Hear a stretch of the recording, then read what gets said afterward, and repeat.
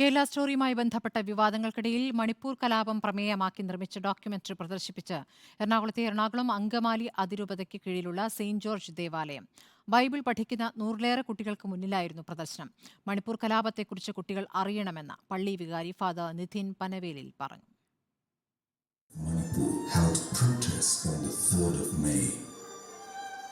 The violence that broke out between ethnic groups. Manipur cry of the oppressed എന്ന ഡോക്യുമെന്ററിയാണ് സാഞ്ചോപുരം saint Joseph പള്ളിയിൽ പ്രദർശിപ്പിച്ചത്. മണിപ്പൂർ കലാപത്തെക്കുറിച്ച് കുട്ടികൾ അറിയണമെന്ന് പള്ളി വികാരി ഫാദർ നിതിൻ പനവേലിൽ പറഞ്ഞു. പ്രൊപ്പഗാൻഡയല്ല, വസ്തുതകളാണ് അറിയേണ്ടതെന്നും പള്ളി വികാരി. നമ്മൾ പറഞ്ഞു കൊടുക്കുന്നൊരു മെസ്സേജ്, വേദനിക്കുന്ന മനുഷ്യരുണ്ട്, അവരുടെ കണ്ണീര് കാണാതെ പോകരുത്.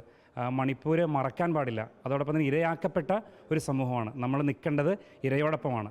ഇടുക്കി രൂപത കേരള സ്റ്റോറി പ്രദർശിപ്പിച്ചത് വലിയ വിവാദമായതിന് പിന്നാലെയാണ് എറണാകുളം അങ്കമാലി അതിരൂപതയുടെ കീഴിലുള്ള ദേവാലയം മണിപ്പൂരുമായി ബന്ധപ്പെട്ട ഡോക്യുമെന്ററി പ്രദർശിപ്പിച്ചത്.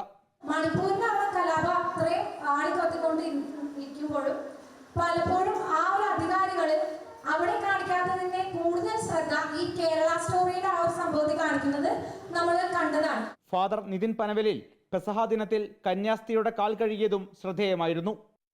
റിപ്പോർട്ടർ, കൊച്ചി.